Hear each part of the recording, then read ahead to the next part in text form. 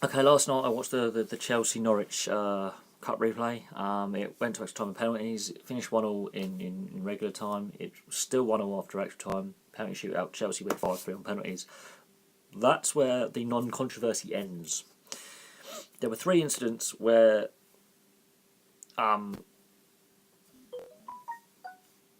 during the game the VAR was it used, was it not used? Now there are three diving incidents. So three bookings for Chelsea players. Two of them actually ended up resulting in red cards. Pedro, yes, it should have. Some of the pundits were saying it should have been straight away because it was such a bad dive that it was bringing the game in disrepute, obvious cheating. With the new guidelines on retrospective banning, we don't know what will happen there. Pedro gets booked, yellow card. He even goes, "Yeah, you got me there, ref. I tried to con you." Later on in the game, Willian goes down in the Norwich box and 70-30 shout for a penalty. That's my view. I've seen them not given. The VAR is used in this one and says no penalty. And I'm a little bit like, well, they've got like 4 or 5 angles of it. The referee only sees what he sees. The linesman sees what he sees. So there's 2 pairs of eyes looking at that. You've got 4 or 5 camera angles, and they're in his ear. It's not clear that he's going to the video assistant referee. Any other sport, the refs are all mic'd up. His assistants are all mic'd up.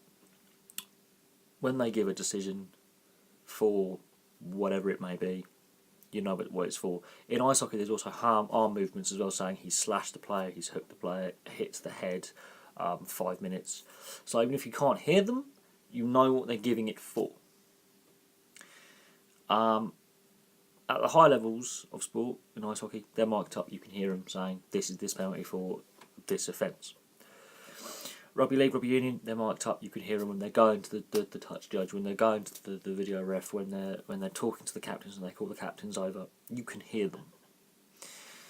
American football, when the flags get thrown for penalties and fouls, you can hear them. They will, and so the audience on the TV know, and then the whole stadium of wherever thousands know.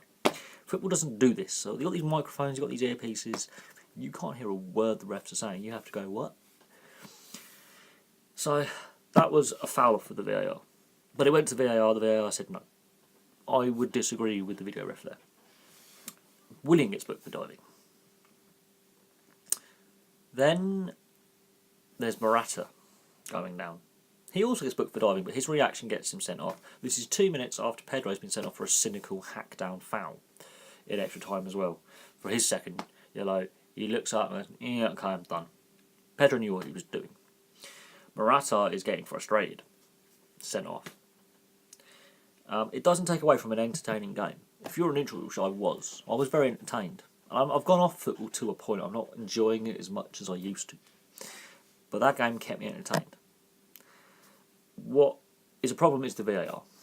It's not fine-tuned yet. And I've noticed the VAR was only in place for the Premier League clubs that had replays at home. Bournemouth were at home in the first game. They're playing at Wigan. No VAR in the replay. Leicester at home in the replay, VAR. They get a game-winning goal because of VAR the day before. Chelsea at home, VAR. So there's also they're picking and choosing. The FA should fund. It's not an expensive system. The FA should fund this and put it on all league grounds, but they won't. I think VAR is going to be for Premier League only, and I think that's a problem because when you're playing in the lower leagues and then you have a cup tie like this, they're not used to playing with VAR. This is what's going to happen. Is there'll be a cup tie, and the lower league team are used to just having the ref and the linesman.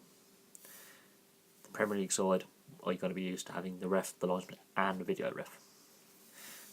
So the style of the game and refereeing is there's going to be a 2-tier refereeing system, and I can see that being a problem. It's not an overly expensive system compared to other systems I have seen used.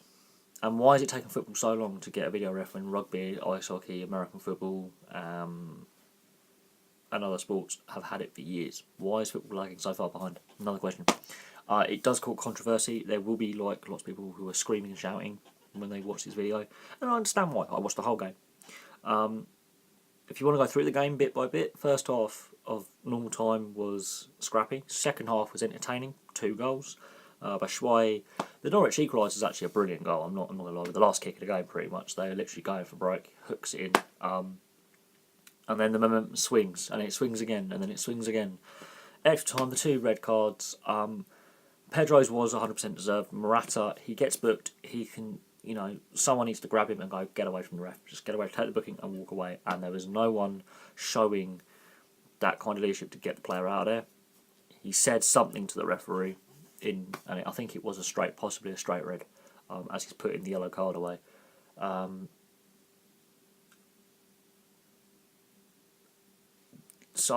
Conte was furious at the end of extra time. But on saying that, Chelsea got squeaked through. They face Newcastle next. Norwich are actually doing reasonably well in the Championship at the moment. Form-wise, they're a bit low down the table. They're mid-table, but form-wise, they're picking it up. We're about halfway through the season. There's a lot of football left to play. And yeah, I'll leave that there. Thank you very much for watching. Please like and subscribe, and I'll have some more videos for you later today.